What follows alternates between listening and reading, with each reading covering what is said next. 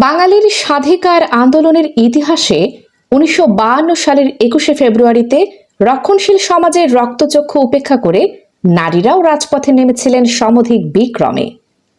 সেই সাহসী নারী সেনানীদের অন্যতম আমেনা আহমেদ। রাজপথের উত্তাল মিছিলে যার পদচারণা বাংলা ভাষার মর্যাদা রক্ষায় এক অবিনাশী শক্তি জুগিয়েছিল। আমেনা আহমেদ ১৯৩৫ সালে জন্মগ্রহণ করেন। তার শৈশব থেকেই প্রগতিশীল চেতনার উন্মেষ ঘটেছিল। মেধাবী এই শিক্ষার্থী কেবল পড়াশোনাতেই নয়, ছাত্র রাজনীতিতেও ছিলেন অগ্রগণ্য। উচ্চশিক্ষার জন্য তিনি তৎকালীন ইডেন কলেজে ভর্তি হন এবং সেখান থেকেই তার রাজনৈতিক ও সাংগঠনিক জীবনের সূচনা হয়। তিনি ছাত্র ইউনিয়নের নেত্রী এবং ইডেন কলেজ ছাত্র সংসদের সহ-সভাপতি ভিপি হিসেবে দায়িত্ব পালন করেন।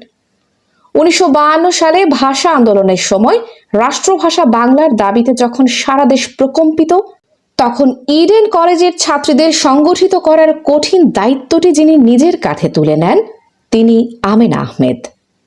২১শে ফেব্রুয়ারি ঢাকা বিশ্ববিদ্যালয়ের আমতলায় যখন ১৪৪ ধারা ভঙ্গের ঐতিহাসিক সিদ্ধান্ত নেওয়া হয়, তখন তিনি কলেজের একদল সাহসী ছাত্রীকে নিয়ে সেই মিছিলে যোগ দেন।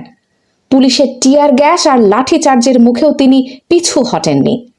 পোস্টার লেখা, গোপনে লিফলেট বিলি করা এবং ছাত্রীদের মধ্যে আন্দোলনের চেতনা ছড়িয়ে দিতে তিনি ছিলেন ক্লান্তিহীন। তার সেই দৃঢ় অবস্থান পরবর্তী প্রজন্মের নারীদের জন্য আজও অনুপ্রেরণার উৎস হয়ে আছে। ভাষা আন্দোলনের পর আমেনা আহমেদ বাঙালির প্রতিটি আন্দোলনে সক্রিয় ছিলেন।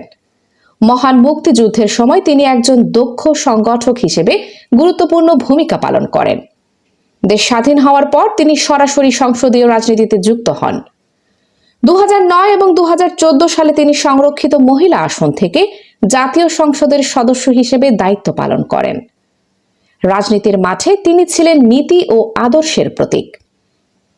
তিনি ন্যাশনাল আওয়ামী পার্টি ন্যাপের কেন্দ্রীয় কমিটির সভাপতি এবং কার্যকরী কমিটির প্রেসিডিয়াম সদস্য হিসেবে আমৃত্যু দায়িত্ব পালন করেছেন। ব্যক্তিজীবনে আমেনা আহমেদ ন্যাশনাল আওয়ামী পার্টির অন্যতম প্রতিষ্ঠাতা।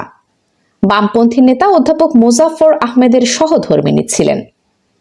এই মহীয়সী নারী ও ভাষা সৈনিক ২০২৬ সালের ২৮ মার্চ শনিবার ৯০ বছর বয়সে শেষ নিঃশ্বাস ত্যাগ করেন।